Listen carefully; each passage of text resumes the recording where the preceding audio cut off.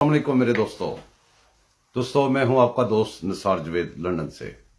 آج ہم بات کریں گے، ایک نئی ویڈیو آئی ہے جس میں سنا جا رہا ہے یا کہا جا رہا ہے کہ شہباز شریف پرائم منسٹر آف پاکستان کی جو ویڈیو لیک ہے۔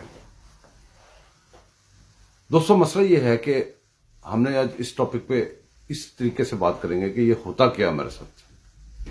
ہوتا یہ ہے کہ جب کوئی ویڈیو آتی ہے سب سے پہلے کیا سوال پیدا ہوتا ہے کہ یہ ویڈیو کیا اصلی ہے یا نکلی ہے، جعلی ہے یا اس کے پیچھے کوئی حقیقت ہے، یہ آدھی اصلی ہے آدھی جعلی ہے۔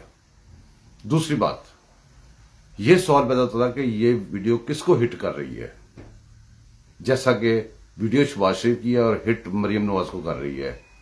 پھر اس کی ٹائمنگ پہ غور کیا جاتا ہے کہ یہ کس ٹائم پہ آ رہی ہے ویڈیو۔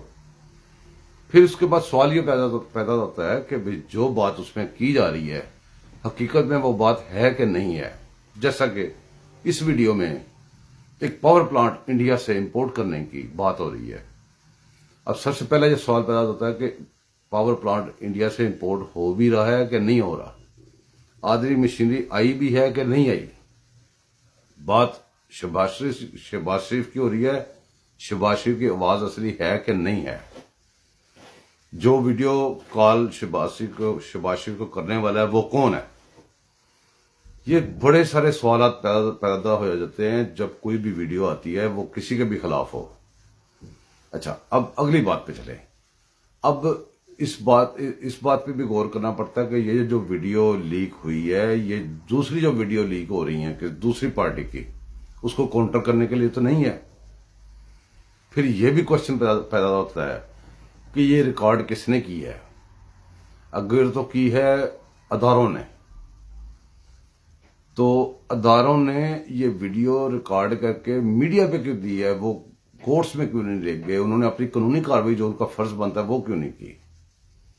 اس میں ادارے ملوث ہیں بھی کہ نہیں ہیں؟ یہ بہت سارے سوالات جنم لیتے ہیں۔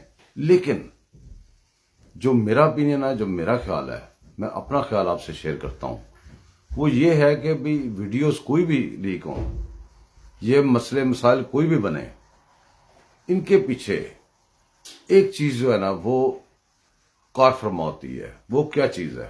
وہ یہ چیز ہے کہ جو ہمارے ملک میں جزا اور سزا کا کوئی طریقہ کار آج تک نہیں بن سکا۔ ہماری کورٹس کے ادھورے فیصلے ہیں، جیسا کہ مثال کے طور پہ آپ کو میں بہت سارے فیصلے، بلکہ بہت سارے کیا 99% فیصلے آپ کو سنا سکتا ہوں، آپ کو گنوا سکتا ہوں۔